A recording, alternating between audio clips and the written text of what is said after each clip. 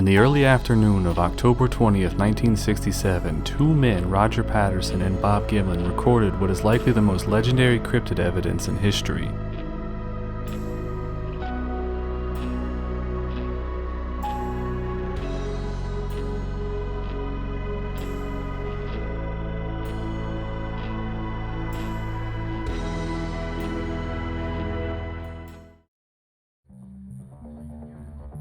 It is said that Bob Gimlin was not a believer in Bigfoot prior to going on the expedition with Patterson. Patterson, on the other hand, was somewhat of a well-known enthusiast. He was the founder of the Northwest Research Foundation, which he used to raise funds to go into the wilderness and try to find evidence of Bigfoot. In 1962, Patterson, along with other hunters, visited the eventual site of their film because there had been sightings previously in the area. He again visited the area 2 years later with a man named Pat Graves. On this trip, they allegedly found Bigfoot tracks. He was so invested in the community that in 1966, Patterson self-published a book called Do Abominable Snowmen of America Really Exist?, in which he included never before publicly seen interviews with witnesses and images along with carefully and skillfully drawn maps. This artistry also led him to dabble in filmmaking, when a year after the publishing of his book he began the process of creating a movie in which cowboys are led by a Native American tracker and an old miner on an adventure to find Bigfoot. It is theorized that for this film he would need some sort of costume to represent the creature, but we will revisit this idea later.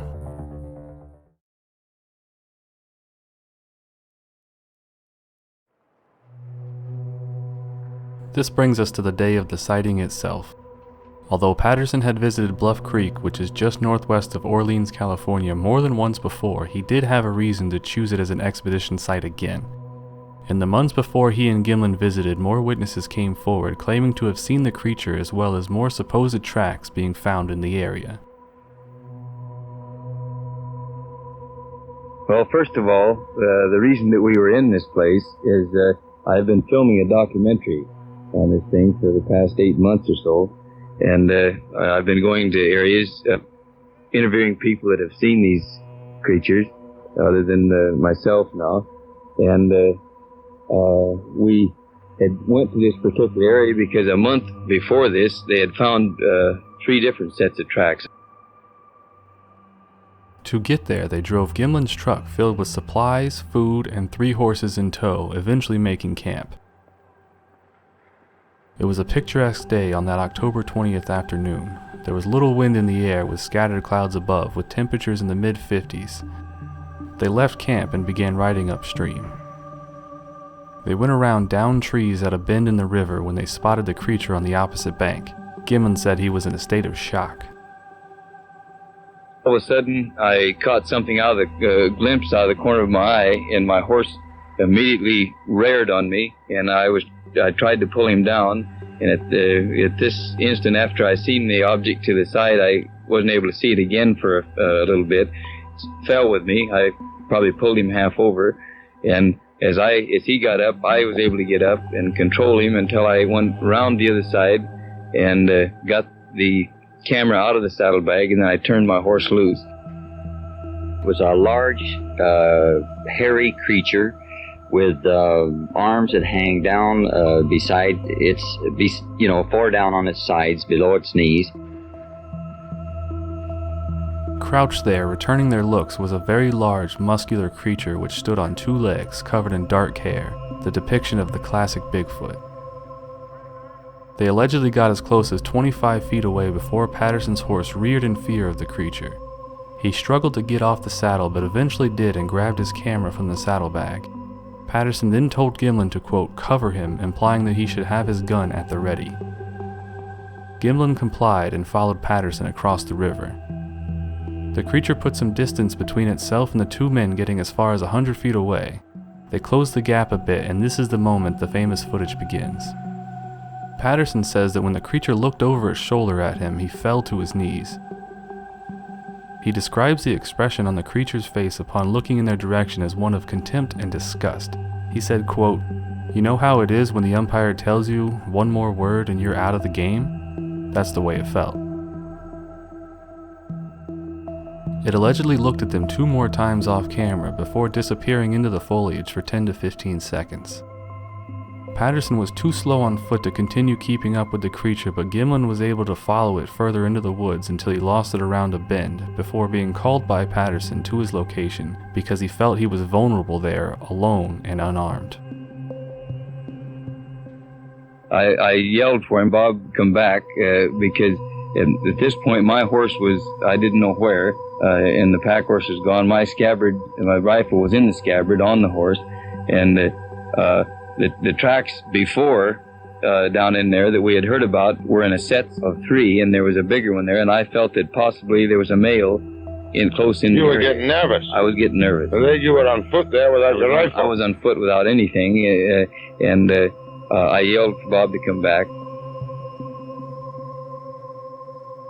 What must have felt like an eternity to the 2 men was actually only an encounter that lasted about 2 minutes in total.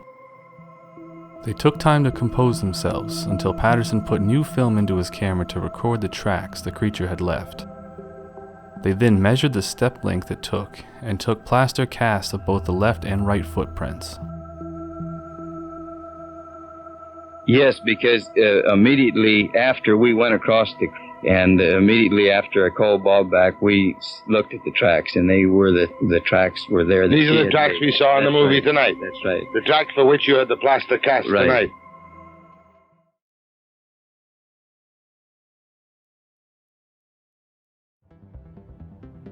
If that was where the story ended, it would be easy to conclude that this all happened exactly as claimed, but nothing is ever that simple.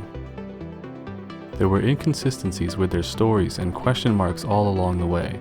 Some of these differences could be called minor, but when it comes to a claim as wild as a Bigfoot sighting, you would want everything to match up perfectly. Gimlin said the creature was only about 6 feet tall, while Patterson initially said it was 6'6", before later claiming it was instead over 7 feet tall. There was also a slight difference in how they said that their horses reacted to the alleged Bigfoot. Patterson's horse nearly reared him off, while Gimlin was able to stay on without any trouble and eventually chased it through the woods with his.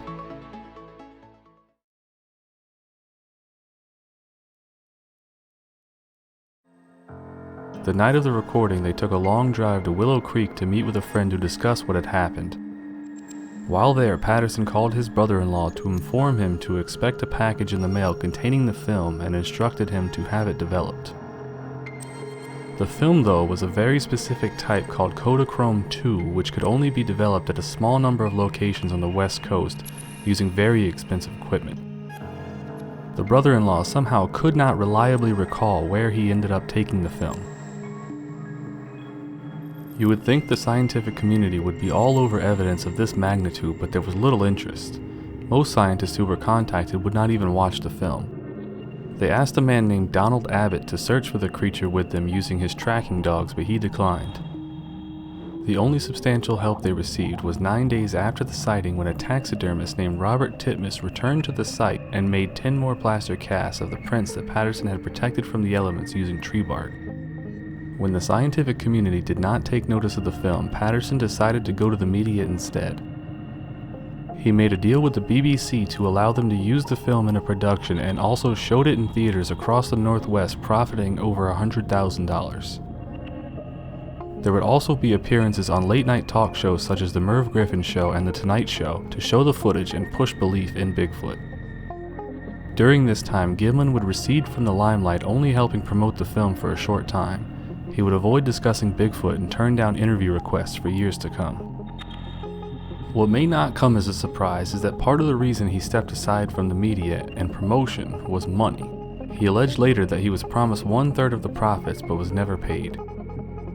This would not be the only instance of character concerns brought up against Roger Patterson, though. To fund a Bigfoot expedition to Thailand, he once again sold the theatrical rights to the film. This was a problem though, because he had already sold it multiple times, which would end up getting him into legal issues. Decades later, in 1995, a man named Jerry Lee Merritt, who knew Patterson, was interviewed. In this, he stated Roger was sued many times via collection agencies by those he owed, including $700 borrowed to make the Cowboy Bigfoot movie. Gimlin himself also sued Patterson's estate to recoup the profits he was never originally paid.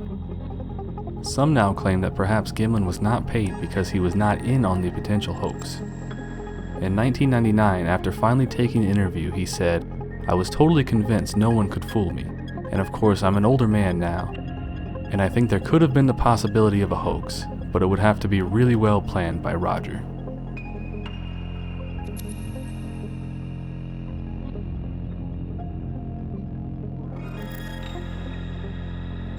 This would not be the only time someone came forward and implied the entire thing could have been a hoax perpetrated by Roger Patterson himself. In 2002, a man named Philip Morris, who owned a business called Morris Costumes, said he received a mail order in 1967 for the costume used in the famous footage. As for those who say someone wearing a costume he created could not walk like the creature in the film, he said, "The Bigfoot researchers say that no human can walk that way in the film. Oh yes they can. When you're wearing long clown's feet, you can't place the ball of your foot down first. You have to put your foot down flat, otherwise you'll stumble. When you put on the gorilla head, you can only turn your head maybe a quarter of the way, and to look behind you, you've got to turn your head and your shoulders and your hips. That's why the Bigfoot turns and looks the way he does in the film. He has to twist his entire upper body. Unfortunately though, he has no evidence of his claims to produce other than his word."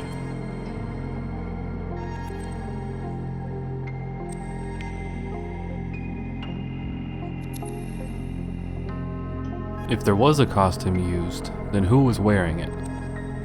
A man named Bob Heironimus claimed to be that person. After seeing a television program called World's Greatest Hoaxes, he decided to come forward. He said, "I'm telling the truth. I'm tired after 37 years. But why wait so long?" Well, he was yet another person hoping for money that never came from Roger Patterson. His claims have some weight behind them because a longtime friend says Bob confessed to him in the late 60s. A relative of his also claims to have seen an ape suit in his car 2 days after the supposed Bigfoot sighting.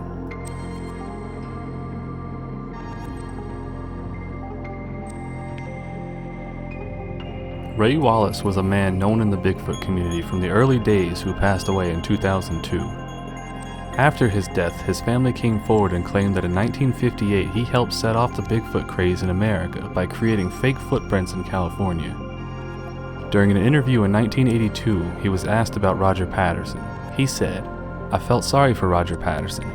He told me he had cancer of the lymph glands, and he was desperately broke, and he wanted to try to get something where he could have a little income. Well, he went down there exactly where I told him. I told him, you go down there and hang around on that bank, stay up there and watch that spot." Ray Wallace never directly claimed to be involved in the filming of the creature, but this quote heavily implies that he knew more than he let on.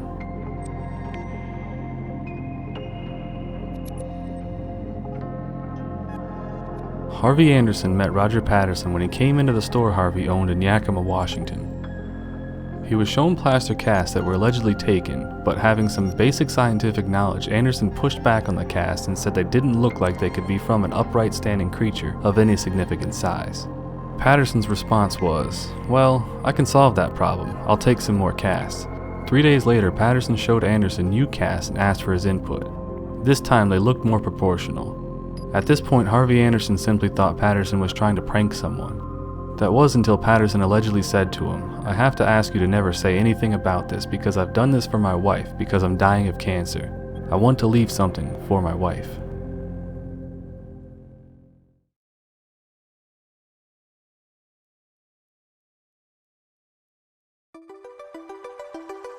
Before researching for this video, I had seen the Patterson-Gimlin film dozens if not hundreds of times in my life.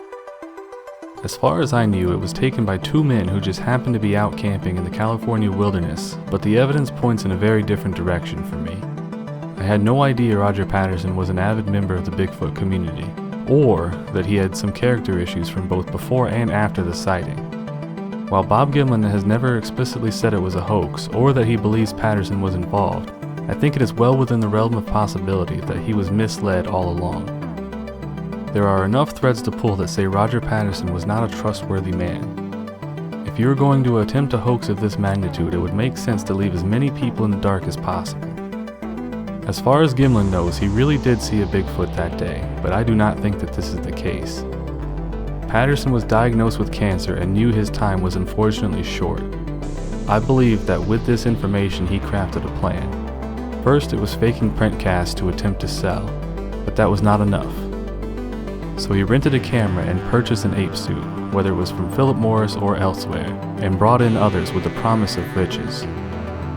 I think he achieved his goal in gaining some level of fame and fortune from the hoax, and I don't think it was a mistake that he sold the film rights so many times. He was trying to maximize profits. He wanted to take care of his wife, even after he was gone. And so, in short, I believe this film is a hoax.